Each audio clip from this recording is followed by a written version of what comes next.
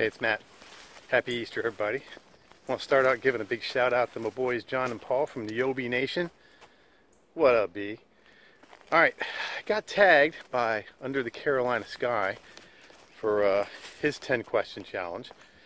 And, you know, I get those tags sometimes, and I try to get back to all of them. So this is going to be my response to the 10 questions that Under the Carolina Sky sent. And I want you to watch the video all the way to the end, because I'm going to show you a new little twist that I'm going to start doing in my videos that I think you'll enjoy. It should be kind of funny. So I'm going to come up here. I'm going to find me a nice shady spot to sit down, and we'll get these 10 questions going.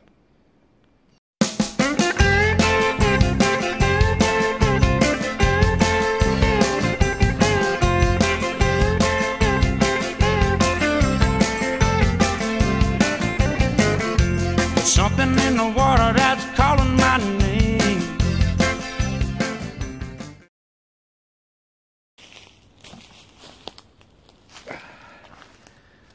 Hey, nice day. Once again, happy Easter, everybody. I want to start out by saying I really can't believe how much my Canteen Cup Tuesday series is growing since I did the very first one in January 2017. Now my friend Biker Bushcraft, and I'm going to leave a link to his channel down below in the description. He's starting to take the ball and run with it too, and he's doing something called the Traveling Canteen Cup, where he's going to take a canteen cup, put a note in it, mail it to somebody. They're going to do their Canteen Cup Tuesday, and then they're going to send it to somebody else. So go over to Biker Bushcraft's channel and check that out. He's a really good guy. He just got in an accident and he's getting better. So let's get with these 10 questions. Stop wasting everybody's time. Once again, this is Under the Carolina Sky, who gave me this tag. Do you like to travel or camp alone or in a group? I like to do both. Most of the times when I'm out in the middle of the swamp and I'm hiking, I like to go hiking alone. Because it's so much easier. I can go where I want to, and it's a lot quieter. I like camping alone too. Sometimes I like camping with my buddies, of course, but I generally like to go out by myself. It's a lot quieter. So, what's the most difficult trip or hike you have ever been on? I did a video about 1.5 years ago where I went out to Bull Creek Wildlife Management Area and found the little scrub camp, and I'm going to leave a link to it in a card above. And I ran up on about an 8-foot coach whip snake, and after that I was so hyper vigilant about snakes that it was one of the worst hikes that I've ever been on. Plus it was in July and it was extremely hot, and I expected there to be a well there, and there wasn't. So that was a pretty tough one. I stayed indoors for the next couple of months after that one. What outdoor activities do you do in the winter? Well, this is Florida, man. I mean, I'm in short pants right now. It's 84 degrees. We can do basically more stuff in the winter than we can do in the summer, because it's just too hot to go outside in the summer. So anything that you guys up north do in the summer, we do in the winter, plus some, because we don't have any snow. So the answer to that question is everything. Where's the most beautiful place you have ever slept and camped? Right in my swamp. I mean, I can't think of another place that I would rather be. I've been kicking around these swamps, you know, for 45 years, since I was a little kid. And, you know, there's some other places that I know are pretty nice, but there's really no place that I feel more comfortable than in the middle of the swamp with the snakes and the gators and the skeeters and the hogs and turkeys and deer and everything else. So, have you ever been injured in the outdoors? Yes, I have. I cut my finger very, very severely with a lot of bleeding, and it was really hard to stop, and it kind of scared me. I thought I was going to have to go in. You know, yeah, I've cut myself that time very badly, and I've rolled my ankle going through the swamps and going through the woods, you know, which can just be terrible. You know, if you sprain your ankle, it's going to be really hard to get back to the campsite. So So yeah, I've had nothing really seriously. You know, I haven't burned myself very badly. I haven't broken any bones, but I've cut myself pretty good. And I rolled my ankle a few times, and you know, stuff like that, and got stuff in my eyes, and you know, stuff like that. But usually, I do a little bit of something every time I go. But yes, I have. Do you practice any special survival skills? No, I don't practice any special survival skills. I'm a dabbler. I like to try a lot of different things, and I like to try to get pretty good at a lot of things rather than mastering 2 or 3 specific skills.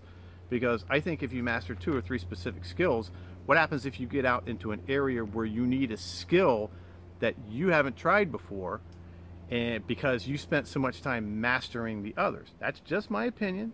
You know, your mileage may vary, but I'm a dabbler. I like to try a lot of different stuff.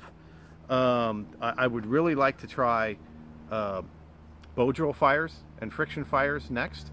I tried it once and it was just a horrible mess. So I'm going to start dabbling in that, and you might see some videos on that later as I get fairly good at doing them. But I don't practice any special survival skills.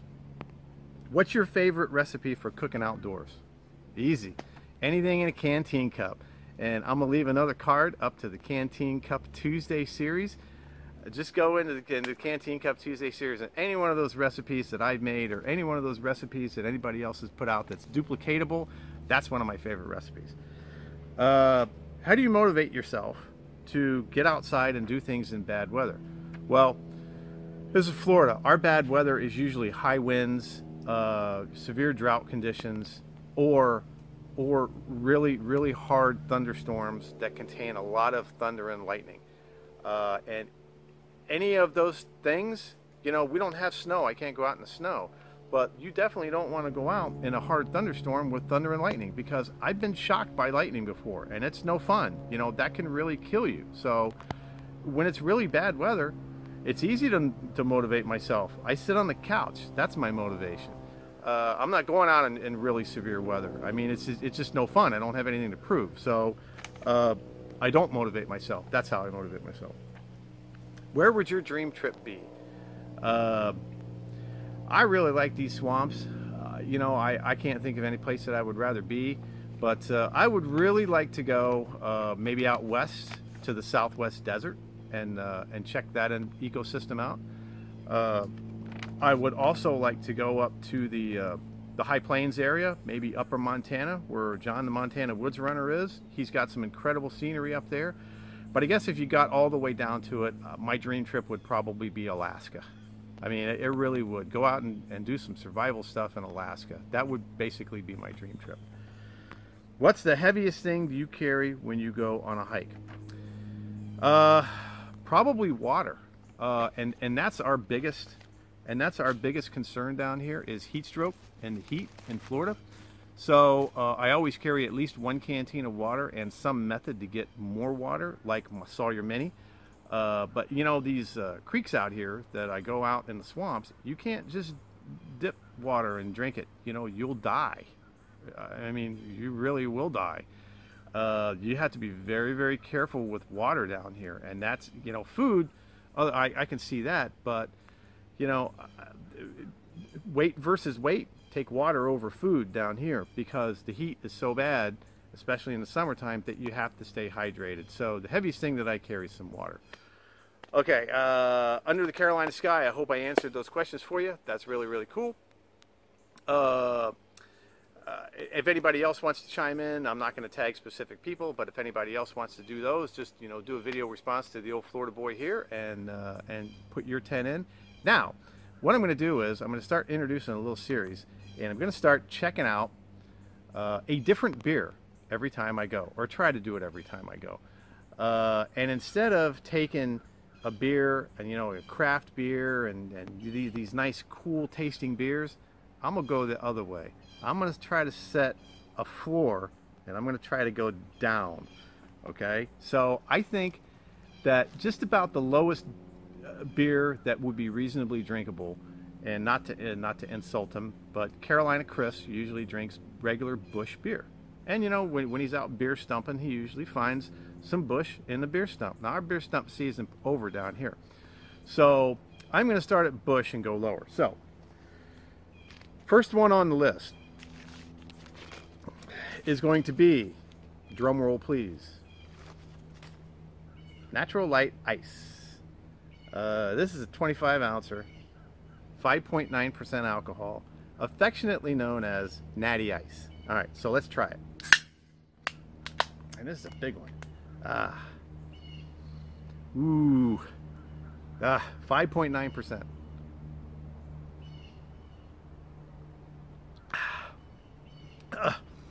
All right, not bad. It's kind of a tough aftertaste. You definitely don't want to drink this when it's warm. You want to drink this as cold as possible. In the summertime, if you have some nice cold ones, it wouldn't be too bad. All right, so the second sip is definitely not as good as the first. All right, so here we go. There's our review of Natty Ice. I think I'm really gonna have to work at it to go down from here, but I got in my head some good ones that I know are progressively worse than this, and I'm gonna try to get down to the lowest common denominator and the lowest drinkable beer that I can get. So that makes you want to spit. So once again, in the left hand side of the screen, you're going to see some suggested videos. In the upper right hand corner, you're going to see my subscription box. Please like, comment, and subscribe to this video. And once again, this is Matt the Old Florida Boy saying, I will see you from the trail.